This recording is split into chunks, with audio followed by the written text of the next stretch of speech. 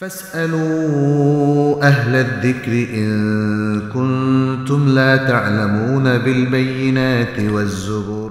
মোহাম্মদ শামসুজ্জোহা তিনি আমাদের আজকে দ্বিতীয় প্রশ্নটি করেছেন। বলেছেন, মহিলাদের অনেক রোগবালাই হয় যেগুলোর মহিলা ডাক্তার পাওয়া যায় না। বেশিরভাগ আলেমগণ মহিলাদের হায়ার এডুকেশনে অনুৎসাহিত করেন, অথচ ঢাকা শহরেও রাতে গাইনি ডাক্তার খুঁজে পাওয়া অনেক কষ্টসাধ্য। অনেক আলেমকে দেখা গেছে পুরুষ ডাক্তারের কাছে মা বোনদের স্পর্শকাতর রোগের চিকিৎসা করতে বাধ্য হচ্ছেন।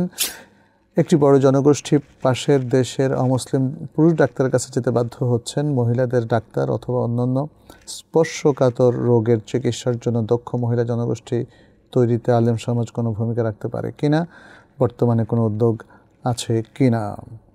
ভাই শামসুজ্জোহা, আপনি একটা সামাজিক সমস্যার কথা বলেছেন, যেটার সাথে ইসলামেরও একটা সংযোগ রয়েছে। কারণ ইসলাম মেয়েদেরকে পর্দাপোশিদের মধ্যে থাকতে বলে, এবং সেক্ষেত্রে সে যখন রোগী হয় তখন পুরুষ ডাক্তারের কাছে যাওয়াটাও তার জন্য একটা সমস্যা। আবার অন্যদিকে আরেকটা সমস্যা হচ্ছে মেয়েরা হায়ার এডুকেশন নিতে যাওয়া, যেখানে কো এডুকেশন রয়েছে, ছেলেমেয়েরা একসাথে পড়ে, ফলে মেয়েরা পর্দাপোশিদা রক্ষা করতে পারে না, এবং সেখানে নানা রকম অবৈধ প্রণয়, ডেটিং কিংবা গার্লফ্রেন্ড বয়ফ্রেন্ড কালচারে মেয়েরা তাদের হয়তো অনেক কিছু হারিয়ে ফেলে, তাদের দিন ধর্ম হারিয়ে ফেলে, তাদের সততা সতীত্ব সহ নানা কিছু আসলে তারা নষ্ট করে ফেলে। ফলে এখন আমরা কি হায়ার এডুকেশনে অনুৎসাহিত করব না উৎসাহিত করব, একটা বিষয় এই পরিস্থিতিতে। আবার আমরা কি নারী রোগীর কাছে নারীদেরকে পাঠাবো নাকি পুরুষ রোগের কাছেই যাবে? আমি দুদিকেই খুব সংক্ষেপে উত্তর দেব। প্রথমত, নারীর হায়ার এডুকেশন বা উচ্চশিক্ষা কিংবা তার ডাক্তার হওয়া অথবা যে কোনো বিষয় শিক্ষা গ্রহণ করা, এটা ইসলাম কিন্তু মোটেই নিষেধ করে না।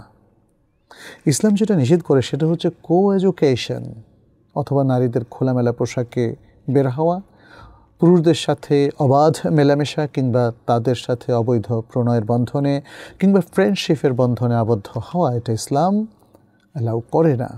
নারীরা সংযত জীবনযাপন করবে, পুরুষরাও। কেউ কারোর সাথে অবৈধ কোনো ইন্টারাকশানে যাবে না। এবং নারী পুরুষ নিজ নিজ অবস্থানে থেকেও হায়ার এডুকেশন নিতে কোনো সমস্যা নেই। এই যে কালচারের কথা বললাম, এই কালচারটা আসলে অমুসলিম সমাজ থেকে এসেছে, অতএব ওই কালচারটাকে আমরা বাদ দেব, ওই কালচারের বিরোধিতা করব। কিন্তু হায়ার এডুকেশনে কোনো সমস্যা নেই, নারীদের ডাক্তার হতেও কোনো অসুবিধা নেই। বাংলাদেশেও যদিও খুব রেয়ার, তারপরে আমরা দেখেছি উইমেন মেডিকেল কলেজ আছে, যেটা আমরা দেখি যে উত্তরায়, ঢাকার উত্তরায় এরকম একাধিক উইমেন মেডিকেল কলেজ হতে পারে, যেখানে নারীরা পড়বেন, পুরুষরা সেখানে থাকবে না। তবে শিক্ষক হিসাবে নারী পুরুষ উভয় থাকতে পারে, তবে সেক্ষেত্রেও নারীদের প্রাধান্য থাকাটা জরুরি। এখন তো প্রচুর নারী ডাক্তার রয়েছেন। অতএব নারীদের জন্য আলাদা মেডিকেল কলেজ, আলাদা শিক্ষা প্রতিষ্ঠান, আলাদা ইউনিভার্সিটি, এটা হতেই পারে, এটা হওয়াটাই উচিত, এবং আমরা সেটাই রেকমেন্ড করছি। ফলে নারীদের ডাক্তার হতে কোনো সমস্যা নেই, অধিক ডাক্তার হতেও কোনো সমস্যা নেই।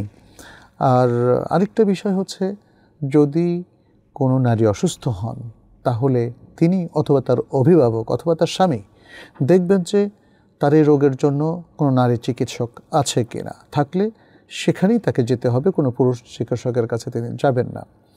আর যদি এমন হয় যে তাকে পুরুষ চিকিৎসকের কাছেই যেতে হচ্ছে কারণ এই মানের নারী চিকিৎসক নেই, তাহলে তিনি পুরুষ চিকিৎসকের কাছে যাবেন। পুরুষ চিকিৎসকের কাছে যাবেন এই শর্তে যে তিনি শুধু ততটুকুই উন্মুক্ত করবেন তার শরীর থেকে যতটুকু উন্মুক্ত করাটা খুবই জরুরি, যেটা জরুরি নয় সেই জায়গাটা তিনি উন্মুক্ত করবেন না। এবং তিনিও সতর্ক থাকবেন যাতে কোনো ডাক্তার অথবা কোনো নার্স বিপরীত লিঙ্গের তারা যেন কোনো রোগী নারীর প্রতি খারাপ দৃষ্টি না দেন, এবং তাদের শরীরে কিংবা স্পর্শকাতর জায়গায় তারা দৃষ্টি কিংবা হাত না লাগান অপ্রয়োজনে ইত্যাদি।